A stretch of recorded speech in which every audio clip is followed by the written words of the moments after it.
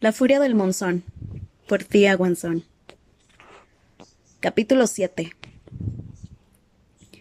La guerra de los huracanes había forjado a Taliesin de muchas formas. En su opinión, la más evidente era su tendencia a sospechar profundamente cuando las cosas iban bien, porque era demasiado fácil. ¿No era así? Y tenía que agradecerle aquello a sus compañeros nenavarenos, tanto si eran conscientes de ello como si no. Después de que Alaric se marchase, la situación fue aterradoramente incómoda. De vez en cuando, algún oficial quesatense le echaba una mirada inquisitiva al asiento vacío que había junto a Taliesin, en el cual no había líder alguno al que seguir. La implicación más obvia era que el emperador de la noche consideraba tan poco importante su matrimonio político que no tenía reparo alguno en abandonar a su esposa en un festín que supuestamente se celebraba en su honor. Aquel era ciertamente un tipo de humillación excepcionalmente dolorosa, pero Taliesin preferiría limpiarle la cera de las orejas al padre mundo antes que dejar que aquello le afectara. Se quedó allí sentada con la espalda recta y la barbilla bien alzada a pesar del peso de su nueva corona. Urduja, el Agbi y Gie acudieron en su rescate. Cuando los nenavarenos exhibían todo su encanto eran inigualables, así que la tensión se disipó ligeramente mientras los tres trataban de ganarse incluso a los comensales más taciturnos de la mesa, con una conversación alegre y totalmente apropiada para una cena. Después, tan solo tuvo que esperar a que la oportunidad se presentara por sí sola, una vez que los oficiales comenzaron a relajarse y el licor le soltó la lengua. Una vez que Taliesin vio que Mathire estaba distraída, se puso manos a la obra. A pesar de que los nobles del dominio habían superado con creces al Comodoro durante las negociaciones y habían dejado claro que su talento era la fuerza bruta política en lugar de la astucia, Taliesin no confiaba en la misteriosa sonrisa que le había dirigido antes. Un instinto desarrollado después de meses bajo el tutelaje de Urduja le advertía que no debía andarse con jueguecitos cuando se trataba de Mathire. Por ello, solo cuando la mujer estuvo ocupada charlando con otros comodoros, Taliesin se giró hacia el general que había sentado a su lado. General Bim, no puede ni imaginarse mi alivio, dijo Taliesin, haciendo uso de un tono altanero digno de una lachisca y rezando porque el hombre no se percatase de lo falso que era. Al descubrir que los rebeldes que han sobrevivido al ataque de hoy han sido detenidos, es encomiable la rapidez y la valentía con la que sus hombres han actuado ante tal emergencia. Taliesin escuchó la voz de Urduja en su cabeza mientras veía al general hinchar el pecho de orgullo. Si no cuentas con unas piezas fuertes en el tablero, entonces debes jugar con las debilidades de tu oponente. El ego normalmente es un camino infalible para guiar a alguien a su perdición. Aquella era una de las muchas perlas de sabiduría que la Saya Lachis no dejaba de regalarle durante las larguísimas y eternas lecciones que habían tenido lugar en el salón de la bóveda celestial. Taliesin se alegraba de haber prestado atención aquel día en concreto.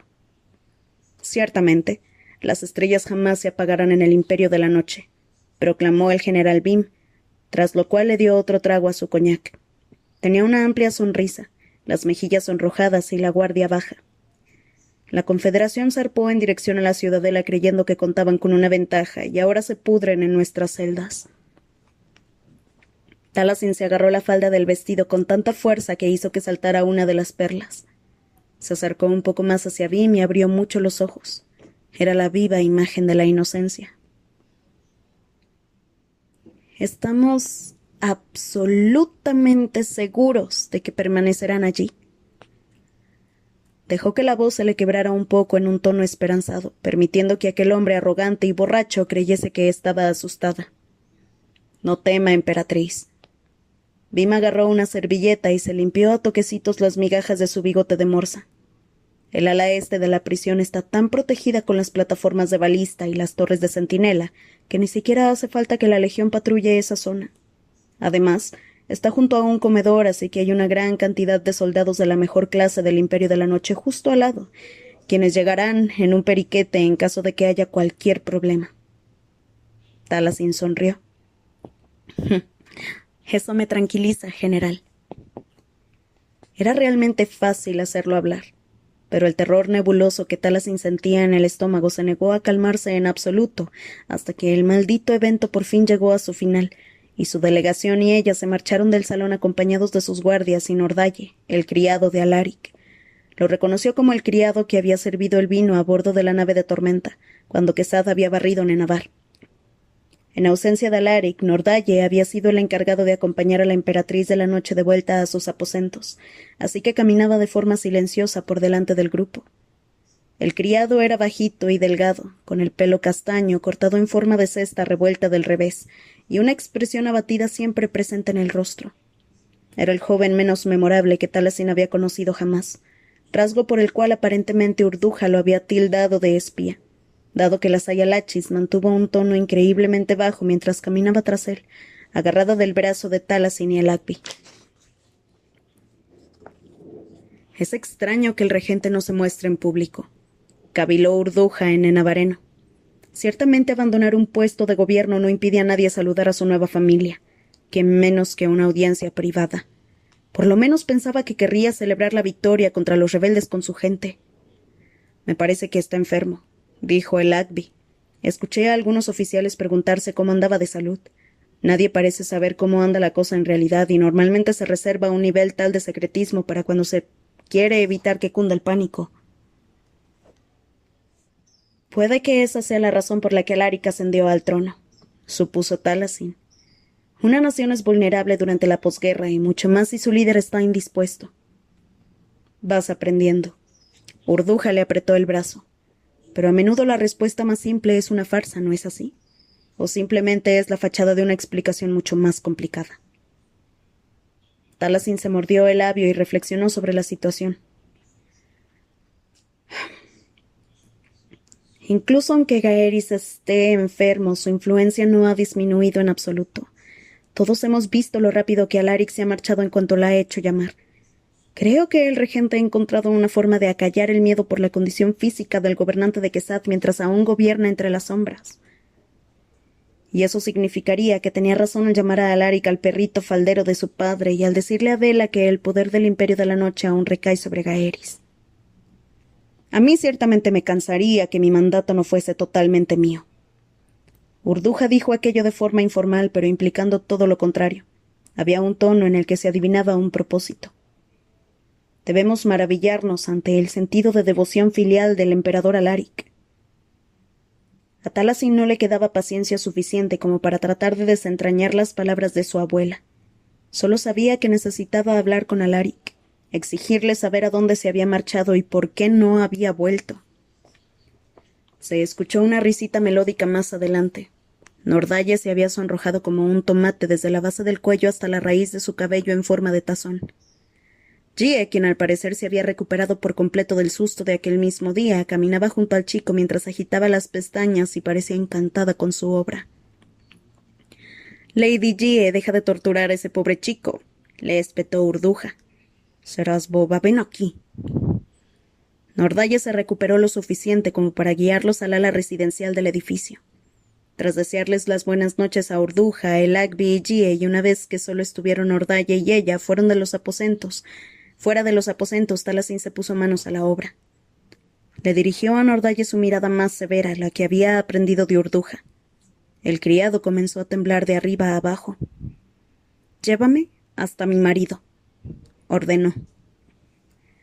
Nordaye era demasiado débil como para protestar. La escoltó hasta lo más profundo de la fortaleza y después desapareció tan deprisa que Taliesin casi pensó que la había acompañado un espectro. Pero Sebraim era otra historia. De ninguna manera, emperatriz.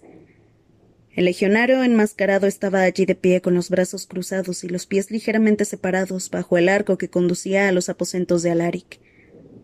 «¿Quién eres?», le preguntó Taliesin en un tono airado.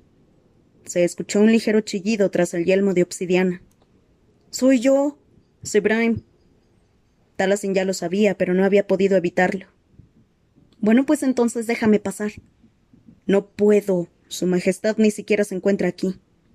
«En ese caso esperaré». «No puedes simplemente entrar en el dormitorio del Emperador de la Noche sin supervisión». Taliesin pasó a su lado de un empujón. «Tienes dos opciones.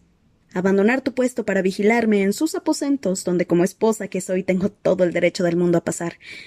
O puedes tratar de frenarme apuntado con un arma a tu nueva emperatriz». Tú eliges. Como quiera, respondió Sebraim de malos modos. Pero se lo advierto, si su majestad exige que me corten la cabeza por esto, pediré asilo político en Enabar. Es un riesgo que estoy dispuesta a tener, le contestó Talacín. Había 5 puertas a cada lado del pasillo por el que había entrado. Hizo una pausa. La tercera a la derecha, gruñó Sebraim.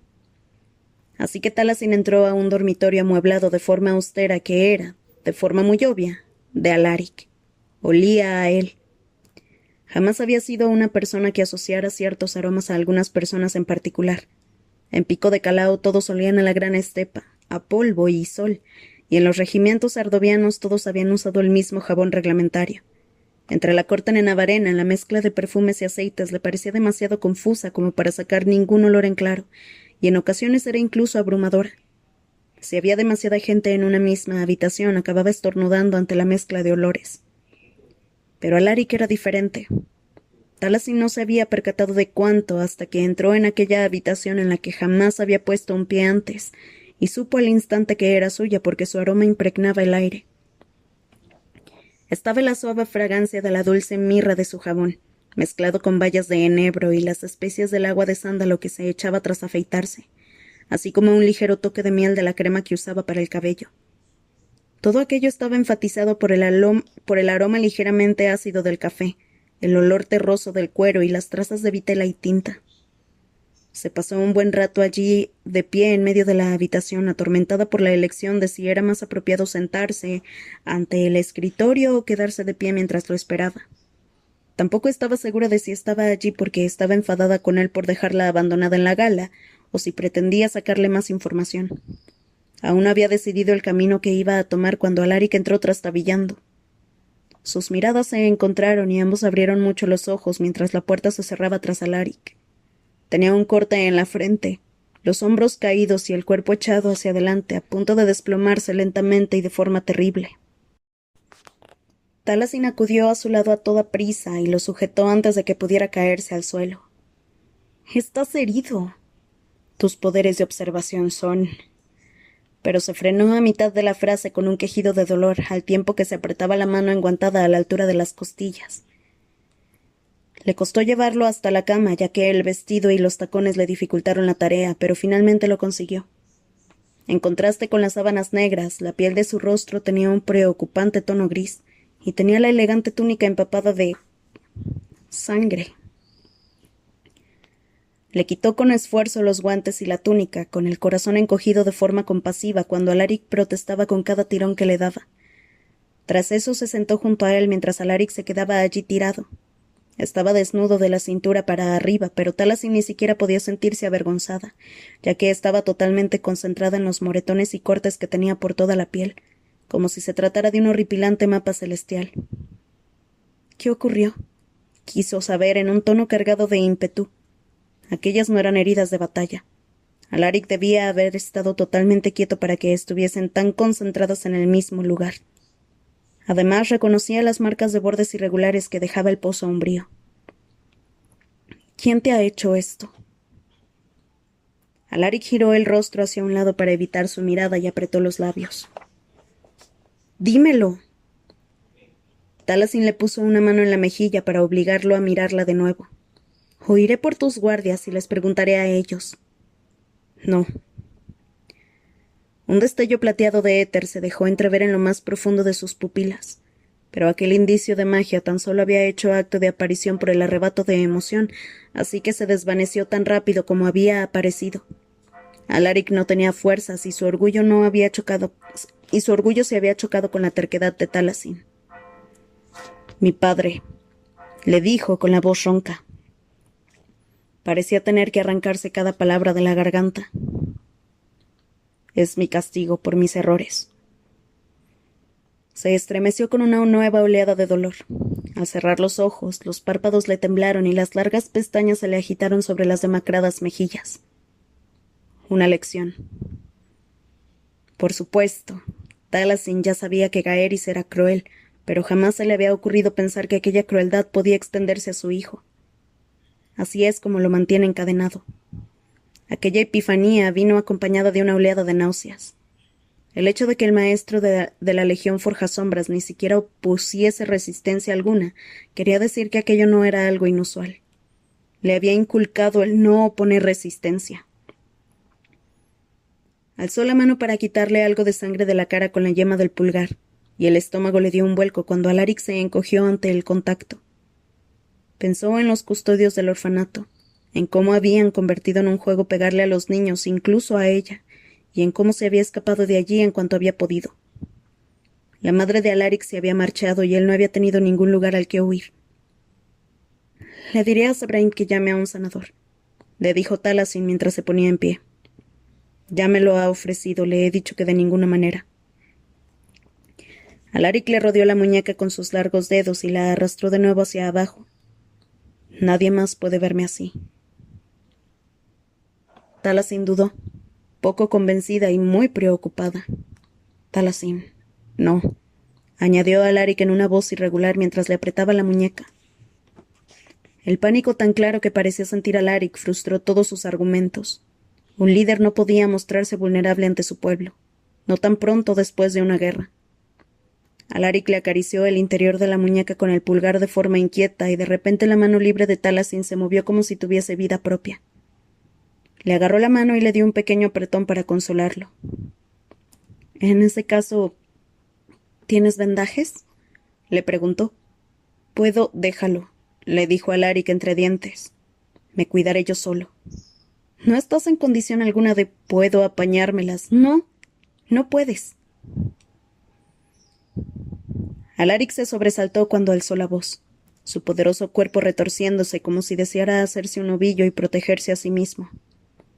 Tras regañarlo de aquella manera, Taliesin le puso la mano en la mejilla mientras las murallas que con tanto cuidado había construido en su interior se desmoronaban una a una. Alaric, le rogó. Deja que te ayude. Ni siquiera deberías estar aquí.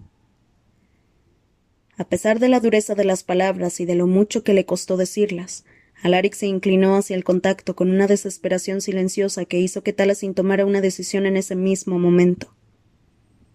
Bueno, pues aún así estoy aquí, replicó. No te vas a librar de mí tan fácilmente. Alaric abrió los ojos y de repente Taliesin se encontró con aquel color de plata fundida, una mirada nublada por el miedo y la angustia.